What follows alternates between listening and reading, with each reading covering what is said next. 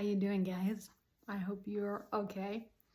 I'm warming up. I'm so sorry about my voice. I want to share just a quick message about how we respond to our reality. Oh my gosh, my voice, I don't know, it's kind of gone. So, apologies. Okay, there it is, more or less. I've been thinking and receiving kind of information about the importance why we now are in our new chapter and writing our new book, how we can reshape our reality accordingly to what we really want to experience in our life. So what came to my attention is patterns that we are in, patterns that we are repeating, and accordingly to how we respond to things, to people, to situations. It forms a certain pattern, and we can reshape that pattern if we see that the outcome is not what we truly want, or we might be scared, or we imagine, or however it plays out.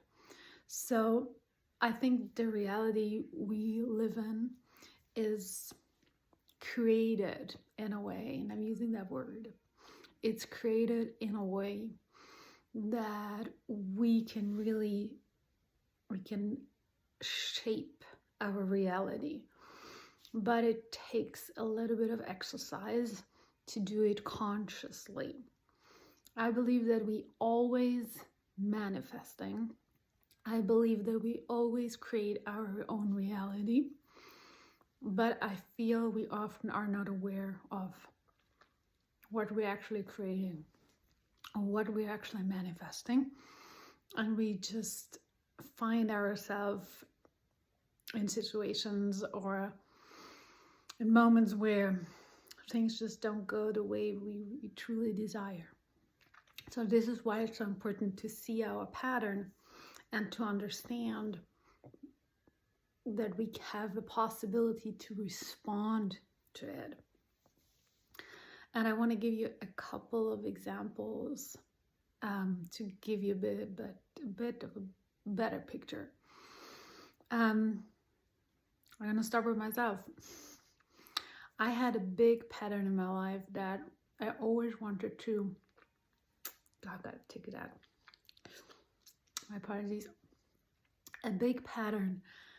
I always wanted to fix things. When I saw that something is not working, or something needs to be attended to, I always had that urge, like, I can fix it. I have to fix it. I have to make it right. That it was such a strong feeling, it was an urge. It was almost kind of, I was magically drawn to things, or even jobs, companies that weren't really working, and I was the person who could turn it around or make it work again. The same thing with people or with things in my life. When I saw something is not working, I was like, okay, I gotta make it work. I have to fix, I don't know, whatever it was.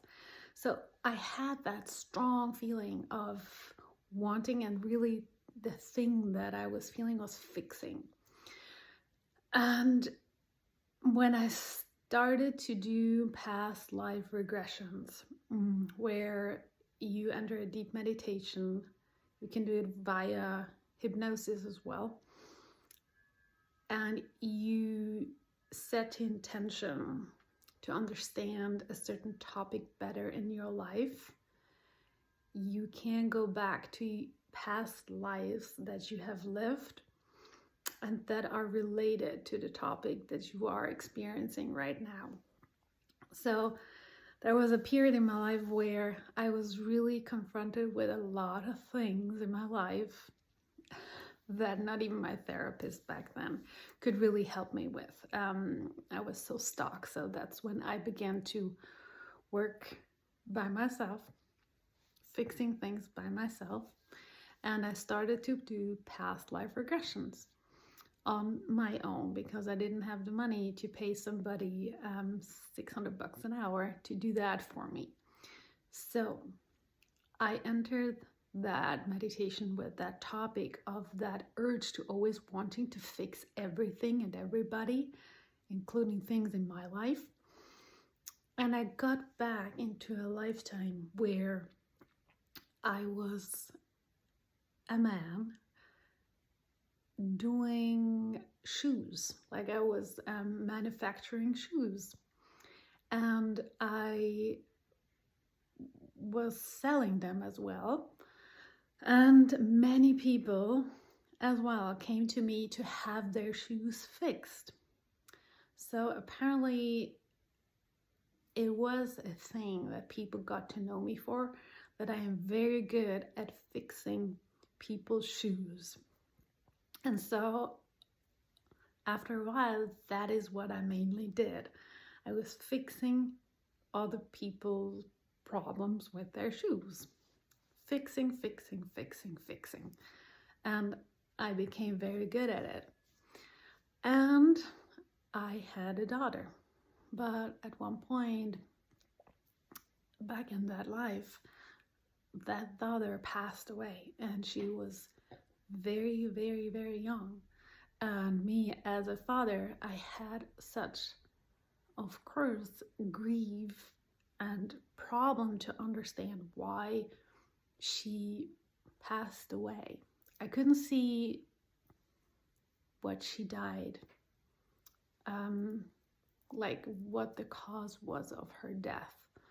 But in the meditation, I could see like how badly I wanted to fix her death. Like I couldn't wrap my head around why I was so not able to fix her death, like bring her back. Like I couldn't do anything to stop her from dying.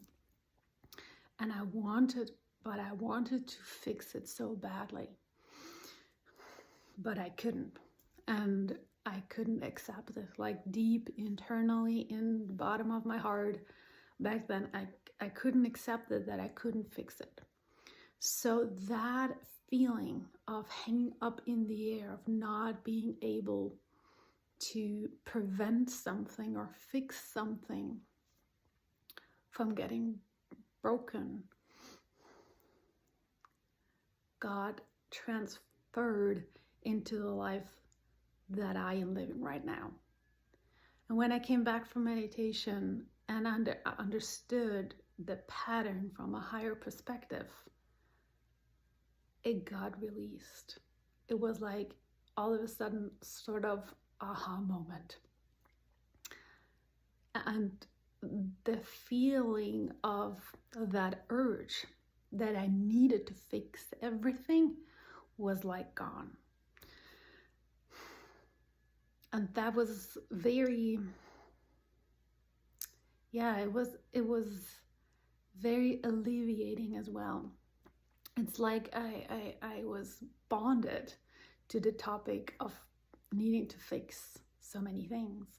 And I could see it was out of despair originally.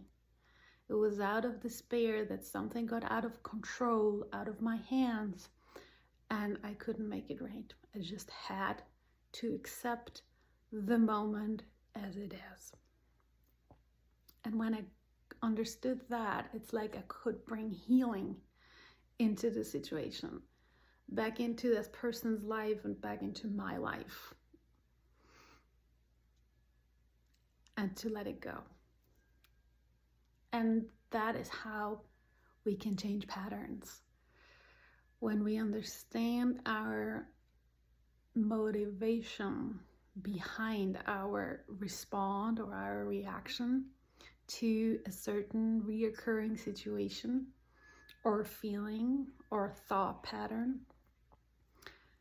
And we have that compassion with ourselves and that acceptance that sometimes just to step back one step and see it from the outside rather than forcing us to have control about it, on it, for it, in it, to step back and let ourselves allow to have a look at the scene can help a lot to ease ourselves up, like ease into the situation, breathe into the situation and calm ourselves so we can rethink, we can re-feel the situation, how we want to respond to it. So maybe you have something like that in your life that you see it's happening over and over again, a feeling like, what could be like, for example, you feel like people are not respecting you, or you feel like people are always rejecting you, or you feel like you're not getting where you want, or you want to move to a larger space, to another area, and that's something that you always wanted, and you're like, how can I do it? There are a million things. Or you are fond of somebody and you have always that feeling of fear to approach somebody that you like. That's a reoccurring pattern. There are many patterns that we have, but we are always capable of changing how we respond to that moment. But we need to get into a space of ease so that we can better understand ourselves and give ourselves that grace of ease so we can understand better. That is very important. Not procrastinate, but ease into it. And of course, the more we triggered, the harder that is. It's easier to say, than doing it. But I think the key is to allow ourselves to ease in. It's like whatever kind of pressure or thoughts or feelings we have that come into the situation, it's just saying, no, I ease into it so I can take a step back and listen. What is actually talking here? Who's talking here to me? Like, what is actually nudging me all the time and bothering me and making me feel like I cannot change the way I respond? When we can listen to that, we can make a better decision. And you can always ask for guidance. You can always ask for guidance. You can always communicate to your higher self just simply by saying, thank you, I need help in this topic. I need help to change that pattern. And as soon as we express help, like as soon as we express to wanting help, I think that's a good way to say, to wanting help, it will be given to us.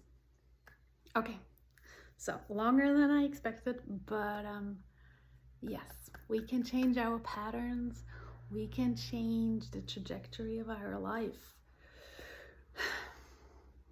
We can stop repeating cycles that are preventing us from really stepping into authenticity and purity of the essence by cutting away, the harsh experience that we have in life that left us very wounded.